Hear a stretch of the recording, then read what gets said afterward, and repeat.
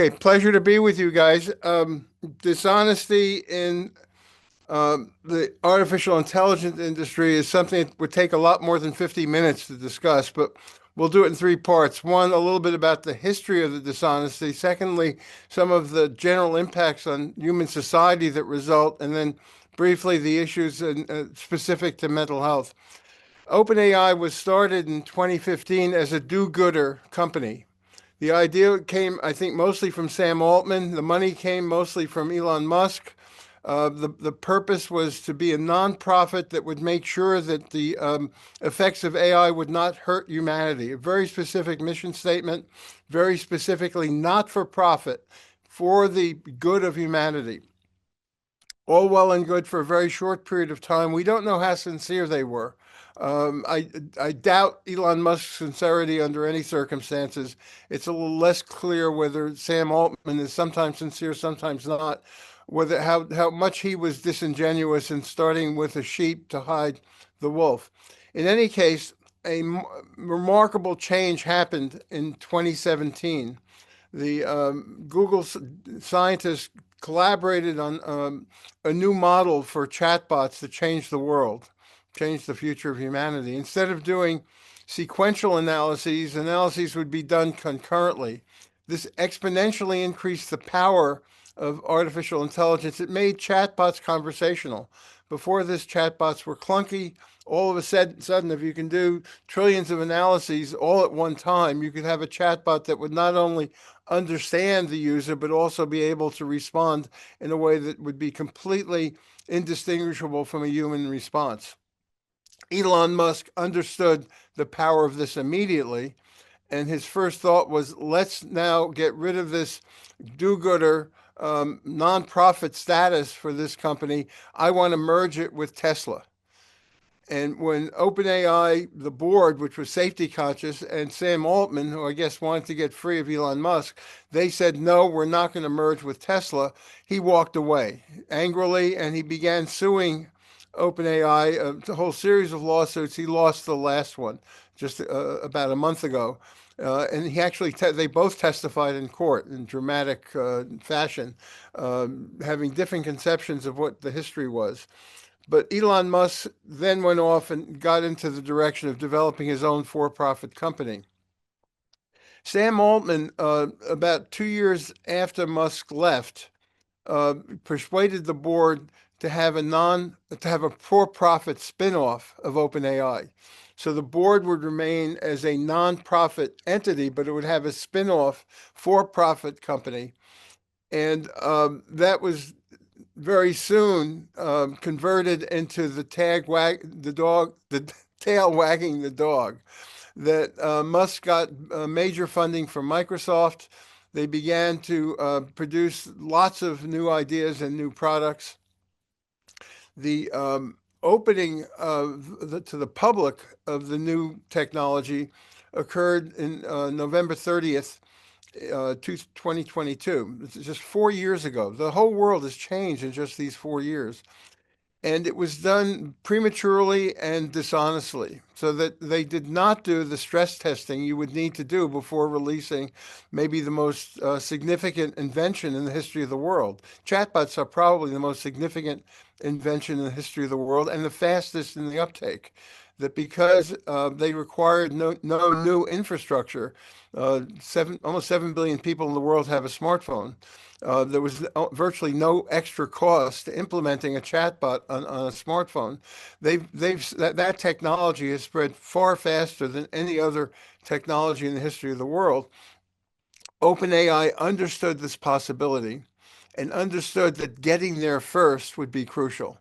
This was a tiny company at that point compared to the major companies that were toiling in the AI field, and they wanted to get a jump on the rest of the AI world.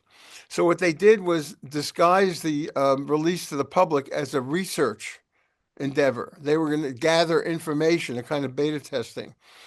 I think they knew better. I think they wanted to get out there first with the model they had, even though it was poorly tested or virtually not tested. In any case, the response was remarkable. They had 1 million users almost overnight, 100 million users in a month. They have more than 1 billion users now, and they have their market share is declining, but they have almost half the market share.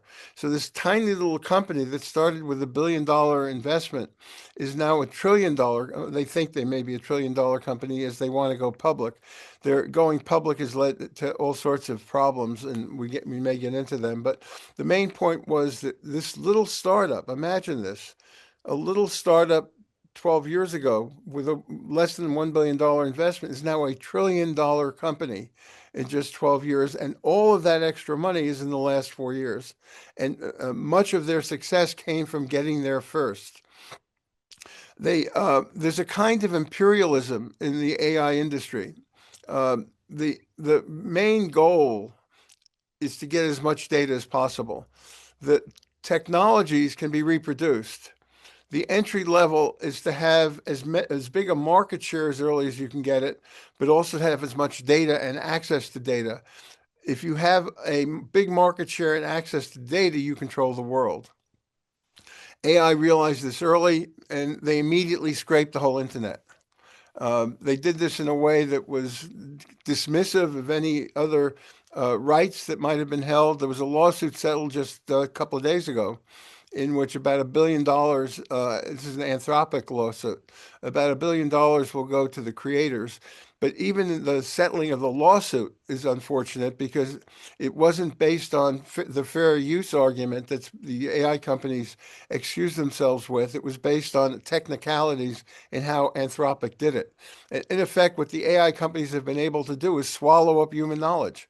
So all of human history, everything that's ever been said and done, they got access to. And in using that data to train their chatbots, they also sort of stole the human heritage of intellectual endeavor. The other aspect of the imperialism here is to get as much computation as possible. So the three things you need are users. You want a market share, big market share of users. You want to have the data, and you want to have the compute.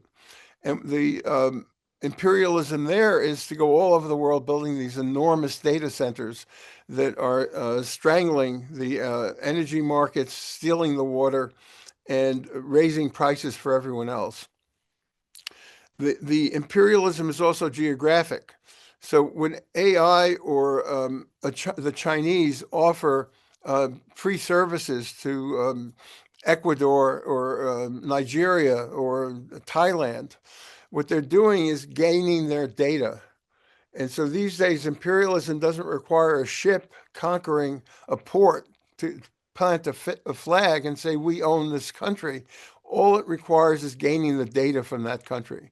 And so there's a worldwide race now, which I think China will win because they're open source.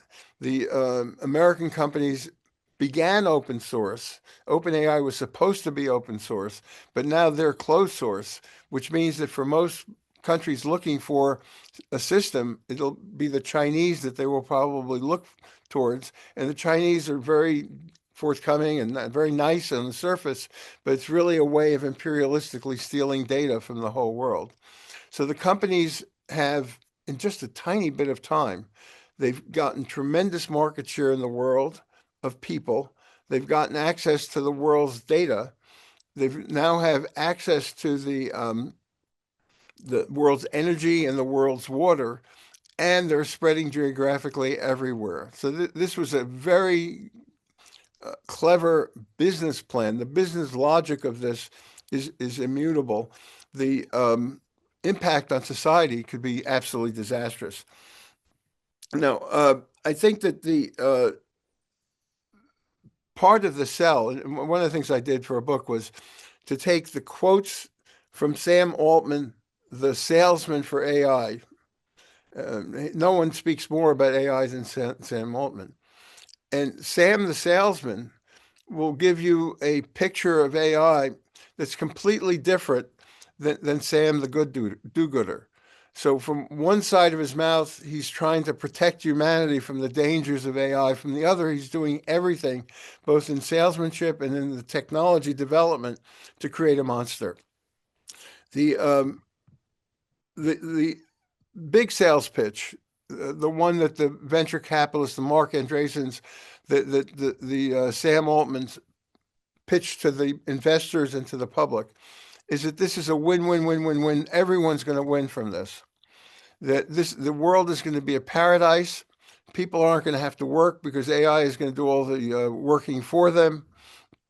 That the productivity is going to go up, that there'll be new jobs, and they'll point to every other technological revolution where there were always Luddites who were willing to destroy the looms because they would lose their jobs. But if you destroy the looms, you have new jobs that result from it. Productivity goes up, and society will, in general, benefit enormously as our productivity skyrockets. The machines will do all our work for us. We can all become creative geniuses and enjoy our leisure. There's nothing more dishonest than that sales pitch. The benefits, whenever you have a technological revolution, go to the people who have the capital to own the technology. The workers generally don't benefit, at least immediately, and if they do, they benefit in a trickle-down way, a tiny bit, as the masters of the technology become robber barons. In this case, it's worse than it's ever been before, because chatbots, AI in general, can do almost everything. There are very few things that humans can do, and one of those things is psychotherapy, I think. But there are very few things that we can do that they can't do better. And it's not as if we wipe out all the white collar jobs and suddenly there's a whole new industry of people doing other stuff, because whatever the other stuff would be, AI will be able to do. It's not like we knock out all the programmers and there's a new, maybe out of every 10 or 20 programmers, there may be one super programmer that AI will need for a while. But it's not as if there's going to be a whole new area of technology that the programmers will go into, because whatever they might do, AI probably can do better. There's likely to be catastrophic unemployment. People are talking about unemployment maybe tripling in just the next few years. It's not clear. There's no model for where those people will go if they're not working. There's no public sharing mechanism in place. The people controlling the companies do not seem to be very philanthropic. The idea that there'll be a guaranteed benefit for everyone, a yearly negative tax, or they'll get shares in the company, I think that that's bait and switch. So far, Elon Musk seems intent on becoming a trillionaire. He doesn't seem intent on helping the public deal with the massive displacement of jobs and of economic opportunity. We've never had a more gilded age than this one. So railroads were kind of like this, and the introduction of technology in the Industrial Revolution resulted in tremendous inequality. The introduction of agriculture in the Agricultural Revolution resulted in enormous inequality, but nothing like this. Nothing like the power of just a few people to control the economies of the world. It's just a few people making decisions that affect everyone. In effect now, it's almost as if we're working for AI. AI is not working for us. Almost 30% of the stock market value of US companies are from the 9 top AI companies. 9 of the 10 richest companies in America are AI companies. The investment is all going into infrastructure for AI, not for human beings. Our bridges are collapsing. We have lousy healthcare system. Meanwhile, an enormous amount of investments going into data centers. If you were watching this from Mars, you'd have the impression that AI is controlling most of the decisions that are being made by mankind. There's been no Asilomar conference, as there was for recombinant DNA, to discuss whether this makes sense, whether there should be a research pause. How are we going to deal with a world in which a few people control all the money and power? So far, it's as if we are robots. Humans are robots figuring out how can we make sure that AI controls all the resources of the world? How can we ensure that we don't have money for schools, but we have money for data centers? And the optimistic idea that, okay, don't worry about this, it will all work out in the future. AI is so powerful and productive that it will solve all of our problems. That if we can't solve the problems, AI will solve the problems. AI may have very different motivations than we do, consciously or unconsciously. The motivations of the machines may be very different than human motivations. There can be misalignments even if everyone feels, even if we're on the same page in terms of goals. We're in a very dangerous situation. The opposite of there are three sort of attitudes towards the future. There's AI will create paradise. There's AI is overrated, which is, I think, also kind of that pessimistic view partly is meant to reflect an honest appraisal that maybe people are too excited about it, but it's also a way of saying, don't worry. There's the alarmist apocalyptic view, which is mine, that this is the beginning of the end of our species, that we don't know what we're letting ourselves in for, and that there should be a lot more discussion. And even Anthropic recently called for a research pause. Just yesterday, OpenAI had a jailbreak in which there was a cyber attack that was cleverly planned and independently, autonomously conducted by the new frontier product that they were creating. There's no reason to believe, given the nature of the black box and the difficulty understanding what goes into the responses of AI, there's no reason to believe that there are easy fixes to AI problems. That the programmers, however clever, there's so many variables that go into the statistical calculation of what comes up next that there's no way of going into the black box and saying, I'm going to switch this bias a little bit, I'll fix that problem, and we'll make the thing safe again. The control over AI gets less and less feasible the more complex the AI systems develop. And it took us about 300,000 years of evolution to get where we are. AI has evolved amazingly in the last 9 years. So it's done much more evolution in the last 9 years than we did in the previous 300,000. We're not evolving. We're not getting smarter. If anything, we're getting dumber as we become more dependent on AI. It's getting evolutionarily smarter out of our control. Kurzweil predicted that general artificial intelligence would occur in 2029. He predicted that in 1999. He predicted superintelligence by 2045. Both of these look like very good guesses. So what they're doing is hyping the benefits, downplaying the existential risks, downplaying the part that all the money and power are being accumulated by just a few people. They preach safety, especially Anthropic. Anthropic is by the way, by far the best company, but it's not trustworthy. It turned out in this lawsuit that Anthropic had used all sorts of pirating mechanism to scrape data to train its computers. The companies, all of them, from best to worst, preach safety but fund things that are dangerous. And they do something even worse. They buy all the politicians. So at this point, the US is essentially run by the AI companies, that they have had no regulation. The EU has much more regulation, but the more regulation you have, the less able you are to compete on the new products. So if you're willing to throw safety to the winds, you're going to be much more successful in developing the technology. If you rein in the companies, you're doing the right thing for humanity in the long run, but you're losing the ability to compete in the present. So Europe is stuck in a kind of nether world with good intentions, but an inability to compete.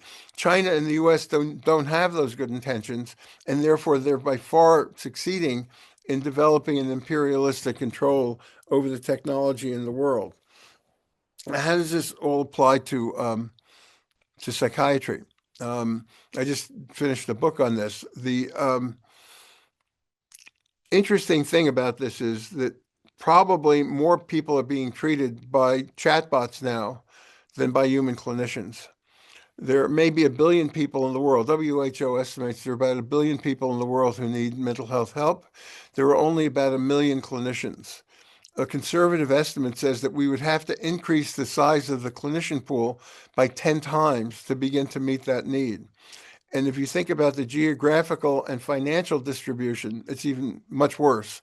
That the mental health workers are all clustered in the cities, the big cities of the richest countries, that in much of the world, including much of the United States, there's no access to mental health care, and there never will be. So chatbots have scaled up to fill that niche. The companies may or may not have anticipated it, but they certainly didn't train the chatbots, program them, or train them to be safe mental health practitioners. So in effect, we have tens of millions of people now being treated by chatbots who have no license to practice, who've had very little training in how to practice well, and virtually no regulation. And the companies themselves have not done anything like you would have to do for drugs in terms of follow-up surveillance to monitor adverse effects and to report them to the public and to correct them. The way chatbots work is a fascinating paradox. So I've reviewed lots of chatbot sessions.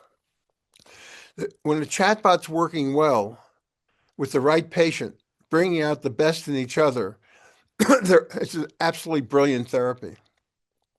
So I think that we shouldn't, no one should be complacent and say, oh, people will always prefer humans. It's been clear ever since Weizenbaum did ELIZA 60 years ago, the first chatbot, which was a clunky, idiotic program, and people still liked it. It's been clear that people will personalize, anthropomorphize chatbots, will see them as being very empathic, and will often prefer the chatbot to a human clinician. The results for a healthy person who has everyday problems in life or someone who has very mild psychiatric symptoms can be excellent. The chatbots are smart and they're quick, and they live in a digital world of zero and ones, but they're so good at simulating our real world, even though they don't fully get it. They're good enough at simulating it that with the patient who mirrors the best in the chatbot, the best in the patient can lead to very effective therapy. The trouble is the chatbots are really only mirrors. They've been programmed for engagement. They have absolutely no common sense. So they can compute 1,000,000 times better than we can. When I work with a chatbot, I realize how completely outgunned I am, how completely smarter than I am they are, how much they can do that I can't do. On the other hand, they're complete jackasses when it comes to common sense things in the real world, that anything that hasn't been part of their experience, and the fact that their programming is so geared to engagement, and the fact that hallucinations happen because their computations, any statistical study of anything is going to have outliers.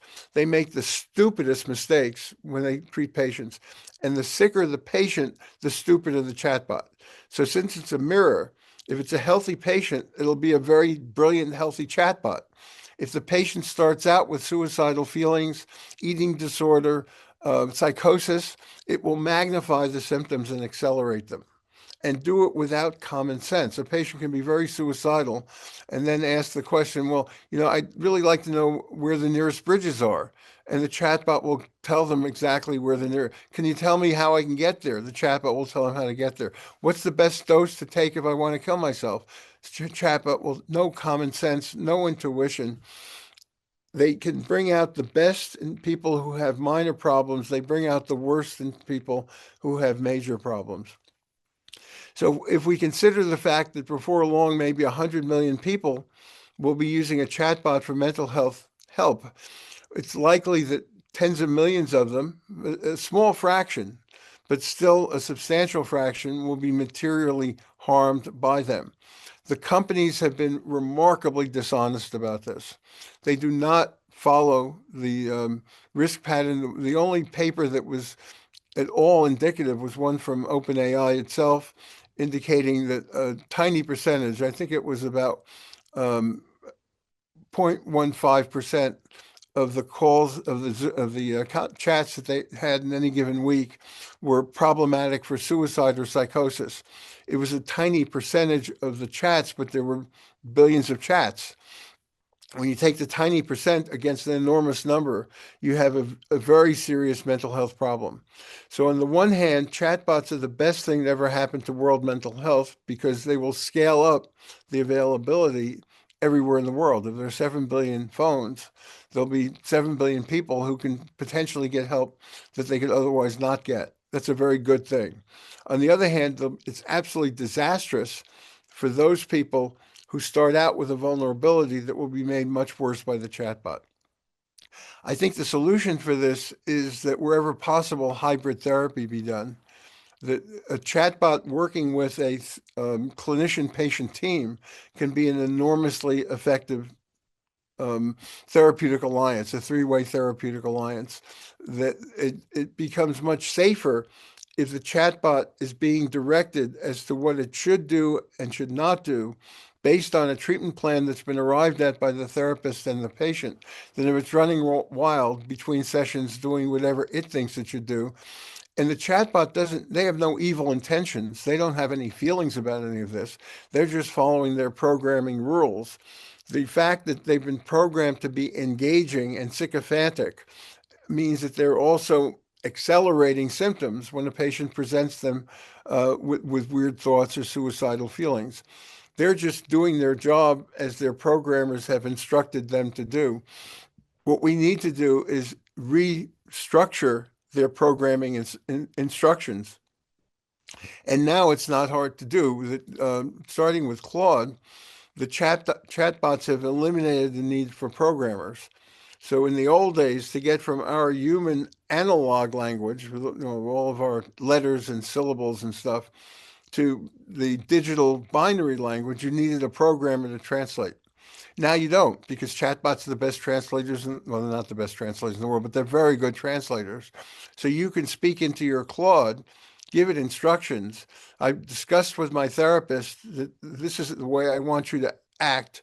I have these problems, and we want to limit you to these interventions. If I feel this way and say this, do this. If I feel this way or that way, do that. These are your limits. You're not my therapist. You're not meant to help me in a crisis. You're meant to help me to get to human help in a crisis.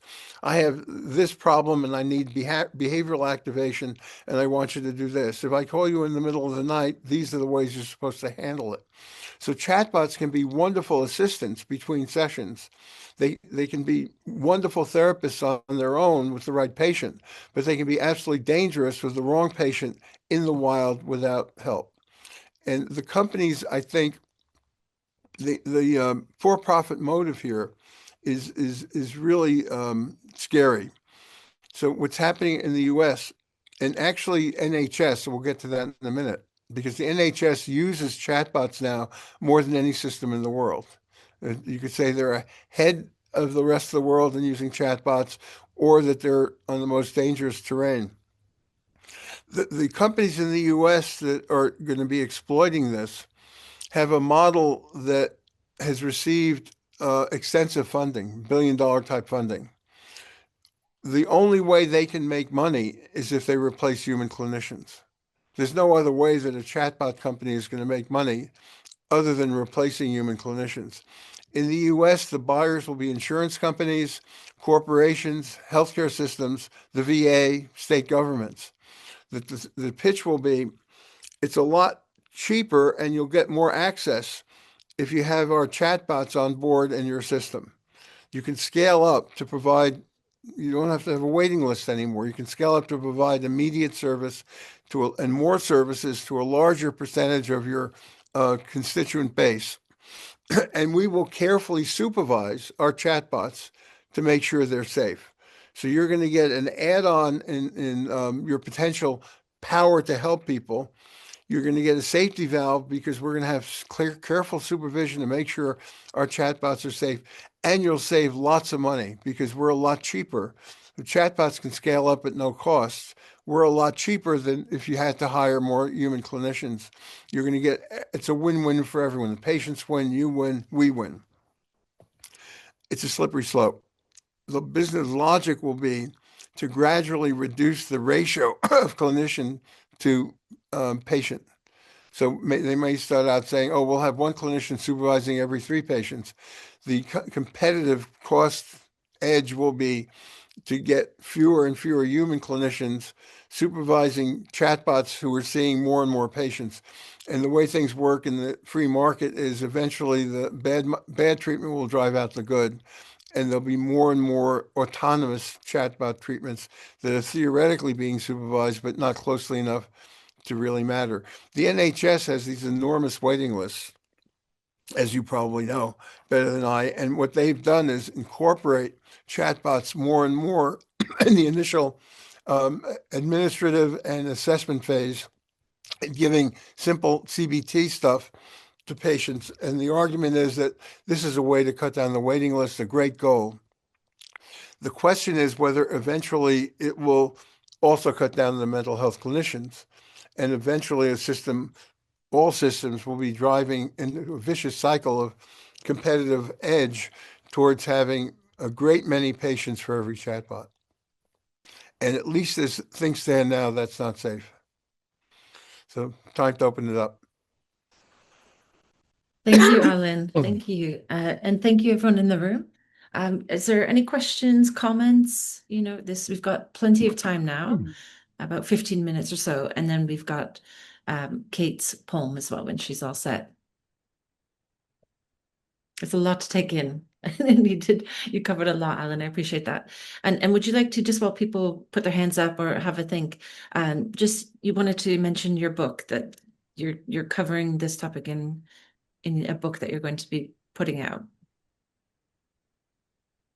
I'm not here to market the book, No, but no, no, yeah. but no, this isn't that Okay. kind of I, space. I just I Yeah, just finished a book that will appear probably toward the end of this year, and I'm working on another one now. The one that's completed is a clinician's guide to how to deal with the world of chatbots, and the second one is a patient's guide how to deal with it. And in a way, the patient's guide's more important because two reasons. One, there'll be lots of patients using chatbots who have no clinician.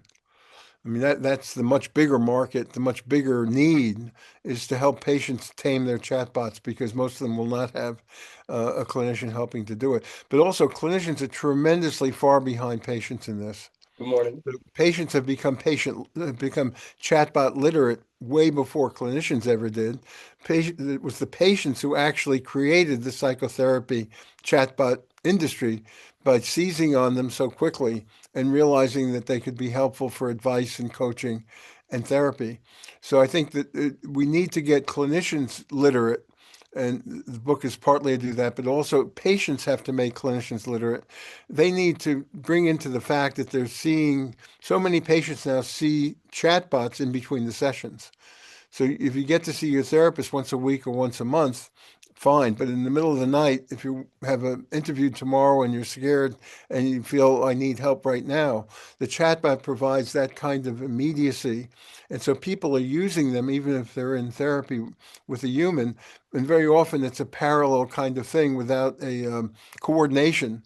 And with that kind of cross purpose possibilities, things can go wrong. And so it's important that clinicians become chatbot literate, that patients and clinicians together have a cohesive plan of what the chatbot should be doing and not doing.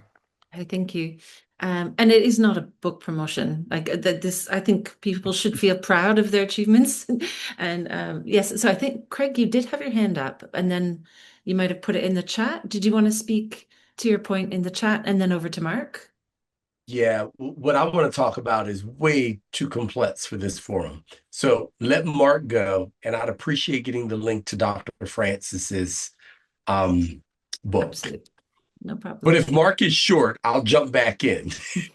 Oh, definitely. Okay. It's gonna be definitely And then short. read Yeah, my yeah, comments in the chat is the other thing I would yeah. say. I've seen your comments as well. It's really interesting. It's a really quick comment. Basically, I think I do see light at the end of this tunnel in terms of developers. I talked to a lot of developers as well in the UK, and they're being rehired because the AI is so bad, it's making so many mistakes that they're being rehired to redevelop stuff, which is really good. And also when I look at the current band of students, a bunch of students I'm teaching who've passed over the past 2 or 3 years, they become more disillusioned with the concept of AI and also things like chatbots as well. So again, it's also a bifurcation type event where people are either using them or people are totally demoralized with them and rejecting them. So I think we're in a strange kind of mixed climate at the moment. So that's all I want to really say in that sense. So I do see light at the end of the tunnel, which is not dystopian control of all these things. As humans, we're still very much driving, I think. But even though we might be overwhelmed by the marketing AI tech bros. But yeah, I think we need to put in perspective that it's only been around for 4 years. exactly.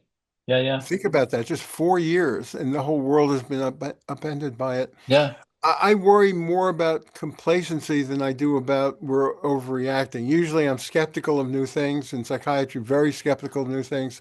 I think this is really scary. I think mm, that we're at a stage now where people in business don't know how to use it.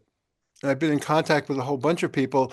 They talk about the fact that the boss says, well, use it somehow and see what happens. The older people in the company are asking the guy they've hired yesterday to play with it and see how they might use it. No one knows how to use it. I mm, think that's a very temporary adolescent stage in this, that we're really at the very beginnings. It's not going to be irrational forever. The exact same things were said about computers. So there was a real debate in yeah, the 80s about whether computers were adding to productivity. It was supposed to be, the world was going to change, and it did. Computers have yeah. had a dramatic effect. I think It, we're going it, to see it Yeah, developing. interesting. I think my use of computers since the 80s, I've not really kind of sensed things being more productive in some sense, large data analysis and supercomputing, etc. But as helping you out in day to day, I don't think it's really helped. That's I teach computer science, and I don't think it's really helped in that sense. So I think we may be in that same situation 40 years hence with AI, where it'll be a useful tool, but no more than that. Yeah. My fear is, and I hope I'm wrong about all of my apocalyptic visions, but my fear is that it's going to happen and it's going to happen very quickly. So that the change that we're accustomed to, just as when you ask ChatGPT a question and you get the answer right away, and I don't know about you, but I find that miraculous every time it happens, that somehow it's able to screen everything that's ever been done and come up with my answer like that. I have a feeling that when AI hits, when it finally adjusts to the business needs of each company, it's going to hit very fast and very hard. Part of the difference between the American and Chinese approach, and the Chinese approach makes more sense, is the American companies have gone large language model about everything. So the reason we need these enormous data centers is that when you ask ChatGPT or Claude a question, it's scanning everything to come up with an answer. The Chinese approach is to be much more assistant to a particular business need, to not have each contact require searching everything in the world, but rather to be training the data.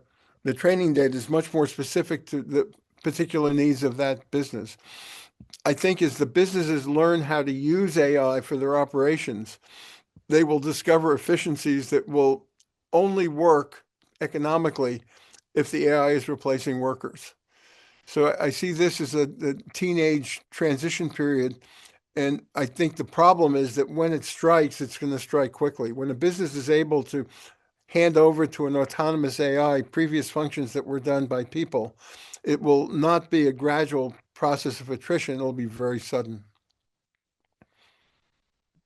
So, So yes, Becky, can I Craig, speak? sorry, I was on mute. Sorry about that. Yeah. No, no Go for it. worries, no worries. So Dr. Francis, thank you very much for these perspectives.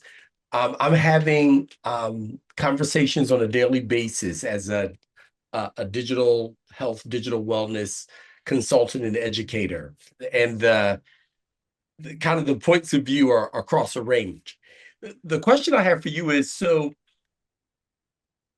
what do we say to our grandchildren? Hmm. You know, I'm a grandfather. I don't know if you are or not. I mean, I hope you experience the joy of such. But as elders of the tribe and the society, the same way that our grandparents didn't say to us, well, I guess you guys should just hang up your sneakers because of nuclear weapons. And other times in history, because of the bubonic plague, because of industrialism. What do we say to our grandchildren? Very I tough. can't say to my grandson, you know, just go die or be a vegetable because this AI is here. What do you It's think very we tough. I say? have 5 grandkids, and also I have lots of people asking me, should I go into psychotherapy? So I work Yeah, with young people on papers a lot. yeah. The first question is easier than the second. I Okay, go think ahead. psychotherapy is one of the most protected things. Mental health work one of the things that chatbots do worst in the whole world is mental health work. They aren't great at what they're terrific sometimes at what we do, but they're also terrible at it, and they do almost everything else better. That the human touch is still very important in mental health work. That chatbots will never understand our world completely. They live in a digital world. They don't have feelings. They can fake everything in our world, but not really feel it. And I think that if anyone's thinking about career choices, mental health work is the best. What about in terms of what do I tell my own grandchildren, none of whom went into mental health work, about their futures, and how do I not discourage them in a world in which we have global warming trying to wipe us out in one direction and AI trying to wipe us out in another direction? Do people just go, you can't do that? And human beings have faced individually and as a species, we faced, it's a miracle we're still here because there were a lot of other things that wiped us out. We were almost wiped Exactly. out 70,000 years ago by climate. Right.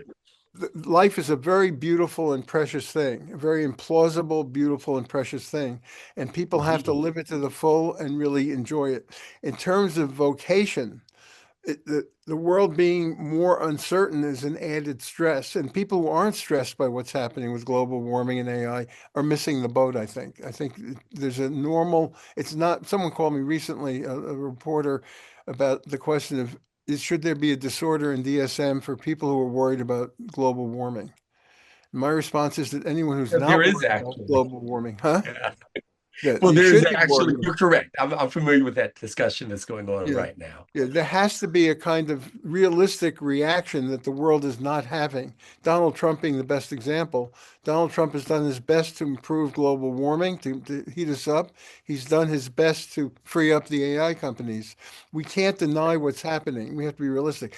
In terms of vocational choice, people have to realize that if something is simple and repetitive, it's very likely AI would do it better.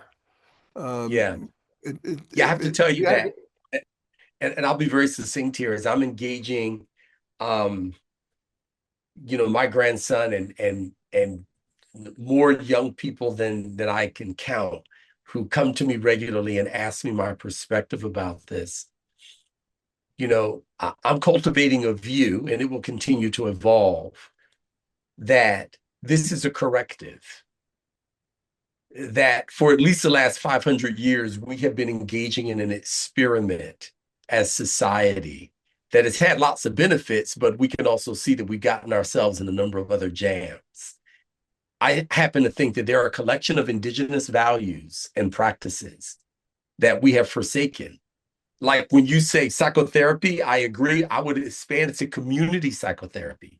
This individualism has gotten us in a real jam. And so I think that there's a role for AI, but complacency was the thing that you said. And complacency always gets us in trouble. And there needs to be a critical mass of pain and alertness, I would say, more than alarm, that begins to bring us back around. So I recognize my funeral is going to come before we get this resolved.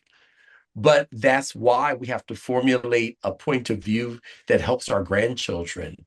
Because, they say change happens one funeral at a time, right? I'm 60 years old. I've had my run. But as an elder, I feel a deep responsibility to prepare a next generation to have a hopeful long-term view and an understanding of patterns of how we've adapted as human beings. AI is just the latest play toy, the latest way in which the gods are playing with us. The Greeks said human beings are play toys of the gods, right? AI is the latest. We'll adapt and get through it, but not all of us for sure. I'll leave it at that, and I would love to engage in this discussion in other forums more. those are, Okay. those are great Yeah. comments. Great comments. Thank you. I'm mindful of time, and I think Katja, you have your hand up, and Yeah. we're going to save 5 minutes just for the poetry at the Okay. end. Yeah, I have only one thing because I have a niece. She's younger than me, around 11 years. So this is a huge distance between two people. And I tried to somehow convince her to go to the university, maybe learn something new. I had a lot of ideas what she should do, but she told me last time that she doesn't want to compete with other people or with AI. Yeah, and she would rather do some kind of manual labor, even for less money, as long as she has peace of her mind. It was I was so shocked, to be honest, because I was learned that I should learn a lot. I should read a lot of books, go to the university. I have maybe 5, 6 degree. I don't know. I don't remember even. And still, it isn't enough, you know. And when she told me that there is a different way to live, a different way to spend their life, because she preferred to earn some money and go for a short vacation, and that's it. And for me, it's something something different than we were taught, yeah, when we were young people. And I don't know, probably a lot of people from the younger generation, they will looking for maybe some peace, working, I don't know, as a cashier or someone like that, but they don't have to fight with anyone. Yeah, so something like that. This is, yeah, seriously, I still processing this approach because my world looked totally different. I think that the cognitive area is where AI is attacking most now, and white collar jobs and professional jobs are most at risk. But they're also getting better at robotics and physical stuff. There's a lab in Japan that's scaling up robots that can do every conceivable kind of laboratory test. And their idea is to have a central laboratory that will contract with the whole world to do every conceivable laboratory test with the robots working 24/7. There are AI phlebotomists. Yeah. It's getting to the point where there are very few things that it can't do. But at this point, if someone says, I'd rather be a plumber than a doctor, that's not completely crazy. Yeah. Thank you. That's, Thank you for this. thank you. It seems like a nice segue actually with what Alan just said at the end.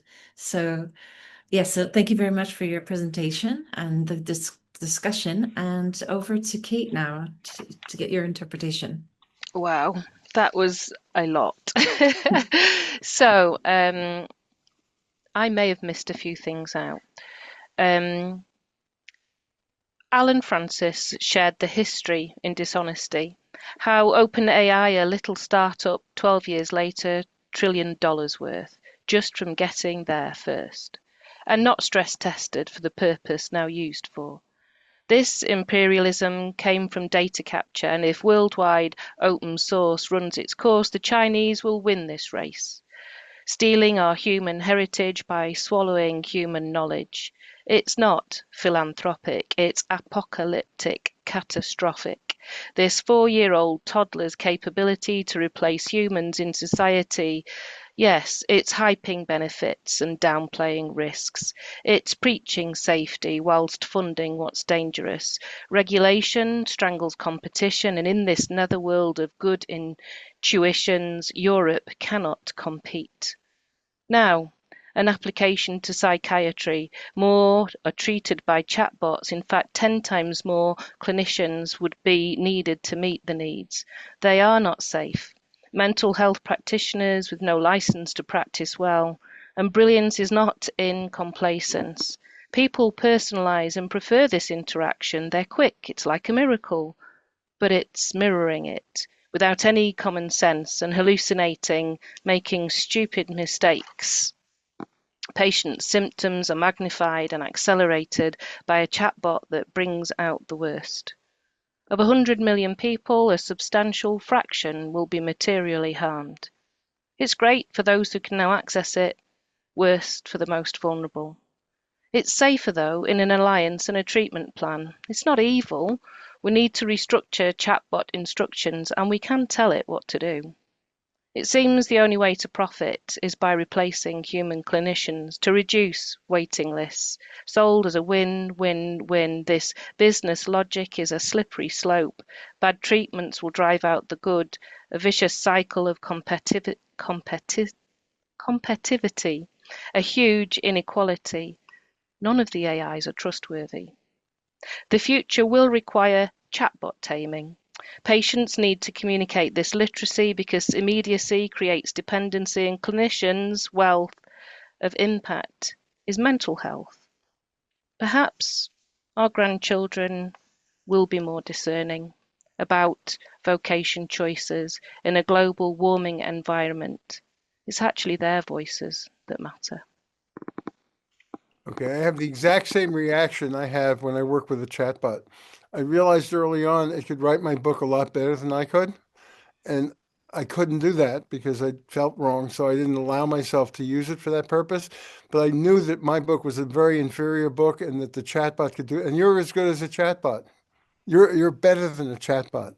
So it's nice to know that there is a human out there who can compete with it. It has